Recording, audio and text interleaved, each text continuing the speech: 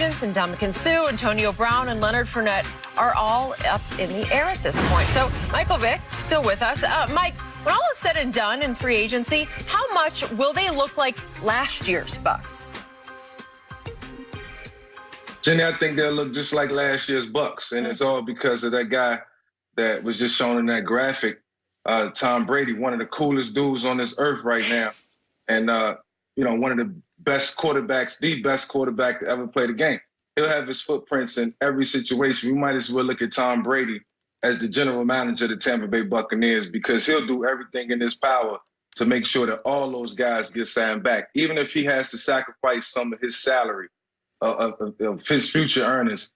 Tom will sacrifice, and the key for him is getting win number 8. He's not coming back, just to play another season. He's coming back to win it all again. So he'll look around that locker room, and what they built has been built on solid ground.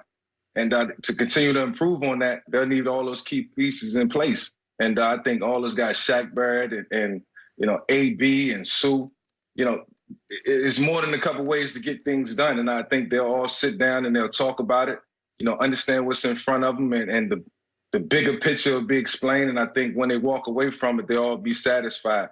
So Tom Brady will be a catalyst for all this. And I expect this team to look the same as they did last year and be even harder to beat. For me, I think... Wait, before you go I got to get your reaction to Michael Vick's description of Tom Brady as one of the coolest dudes on this earth. Oh, I like that. I want to know what Shannon Sharp thinks of that comment. It's been that way for about 10 years now. I wouldn't go quite that far, Mike. I wouldn't go cool. I go like Dad Next Door or something like that. But he ain't one of them. He ain't one of the most swag. He ain't one of the most swagged out dads. Tom got swag, man. He does. I think, Mike. I think offensively, I think they'll look very similar, because I don't really see anybody leaving once they franchise tag Chris Godwin. AB is going to be on a minimum salary. Gronk has made it abundantly clear. He's either playing with Tom or he's not playing at all. So I think they can work with Gronk and give Gronk a deal that's palatable to him. They take care of him. He doesn't have to do a whole lot of practice time. He's more involved in the game. And we saw last year, he just got better and better as the season progressed. And once he got that 2-week break in between the championship game and the Super Bowl, he looked like a different player than what he did in the regular season. Agreed. So with that being said, I think offensively, they'll look very similar. I think the defense, because they signed Levante David, Devin White's on a rookie contract, the safeties, these are all young guys. They're not going anywhere. I think there's Sue. The question is Sue and Shaq Barrett. Skip, I don't see Shaq. Mike, it's going to be just too much money. And how close is the money? That's the thing. How close is the money? Florida is a no state tax. Yep. So if we can get close, Skip, say somebody offers 22 and they can get to 20, well, I'm staying in Tampa, because I make that up with the state tax that I'm going to recoup. Yeah. The guaranteed money, how close are we? Somebody else is at 100 and we're at 85. I'm staying, because I'm going to make that up in state taxes. Okay. So can we get there? Now, if you sign Shaq Barrett, it's all but certain Sue's gone. Yeah, I would agree with that. Okay, but you thought yesterday Levante David would be gone, and he stayed for 2 years, $25 million. I saw what they did. They're doing the portable thing. Yep. Skip, he's only going to be $3.5 million against the cap, but he's going to make $17 million in year one. So what they did is that they get a 2-year, 3-year deal with the portable years at the end. Yep. They prorate that, so now he's only probably making a $1 million base. So he gets $17.5 million, and it's only $3.5 million against the cap. I get it, Skip. The certainty of knowing I'm in a defense, I'm in a system, we're built to win. Yeah, I can go somewhere else and maybe get 2 years at $30 million. But I'll take 2 years at 25 with a chance to win the Super Bowl with no state income tax. So I don't blame Levante David. He has a great situation, but he knew that I think he knew, Skip, if I go out there and I just look and somebody throw this kind of money at me, let me just go ahead. Okay. Go ahead and take this. Best cover linebacker in all of football. He did a number on Kelsey in the Super Bowl, right? Yeah, he did a great job. Okay, back to Michael Vick's point. I'm so with him because I told you earlier, the Bucs have a not-so-secret cap weapon named Tom Brady. watch for the next little bomb to drop, maybe on Shannon's head. Brady will restructure, and it will look smaller and smaller because they will extend him out 2 more years, and his cap hit will just shrink and shrink in the next 2 years. And it will allow them even more flexibility to keep Shaq number 1. That's the new priority. I'm with you. I don't think they could keep Sue, and I'm not sure they could keep Leonard Fournette. But they have choices there because they got Ronald Jones. Yeah, let's give running backs. Skip, they're going to be running backs available all over, just like Fournette was available. Okay. And Gronk and AB want to play with Tom Brady another year. So I think they will take whatever hit they have to take to stay. And you think AB wouldn't have a market. I think he would have some market, but he loves Brady. Brady loves him. He was featured in this offense. Why not? So I think they will look very much like they did last year, and I think they should be the favorite going into next year. You disagree? Also, who?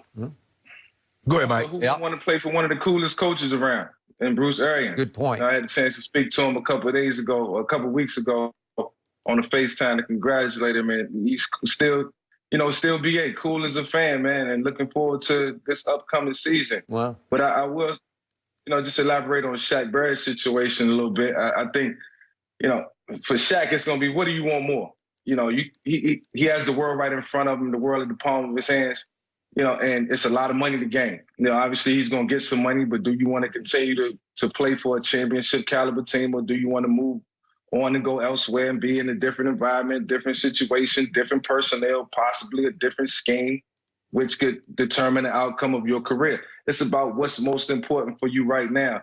You're comfortable, you know where you at, can you and your agent get together and configure a situation where it works out for all parties involved? I think that's what it comes down to, or that's what it comes down to with Shaq Barrett and his situation. Sue, he's already got paid. He can be a valuable asset for any team. If the Bucks can retain him, then I think that'll be a positive for them.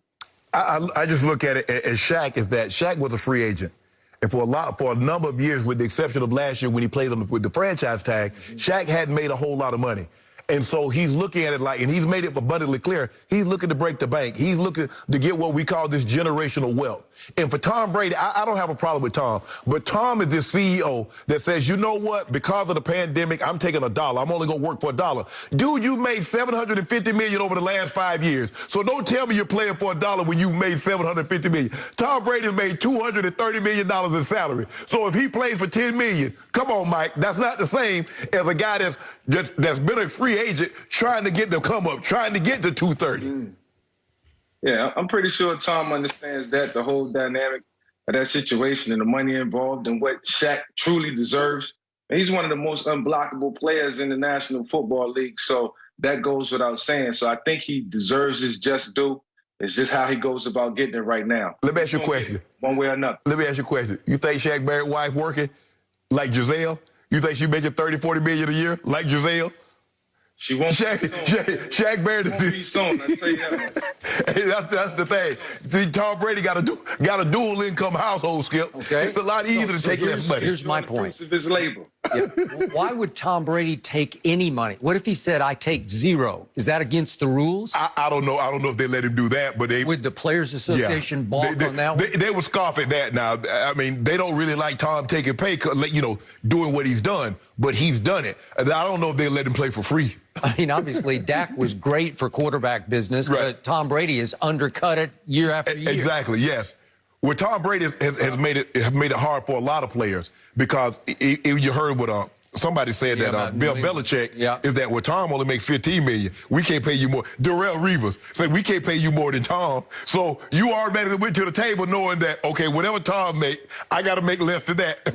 Well, Tom is underpaid. Well, you about to be also if you want to stay here. And Coach Belichick made it abundantly clear. But I would wish Tom, because Tom could have kept elevating the market, Mike. You know what I'm talking about. He could have kept pushing the market, and the quarterback market might be $50 million right now instead of what Mahomes, $55 million, had Tom kept bumping the ceiling up. But because he kind of suppressed it, and it's like, well, hold on. You see that guy? That guy got 4 Super Bowls. He got 5 Super Bowls, and he only making this. How we going to pay you that and you got no Super Bowls? Well, who's the joke on? It's respectable, and it's fair to say that Tom got it from the rough. Yep. He got what, Mike? He got it from the rough. Yeah. Tom got it from the rough, so it's respectable, man.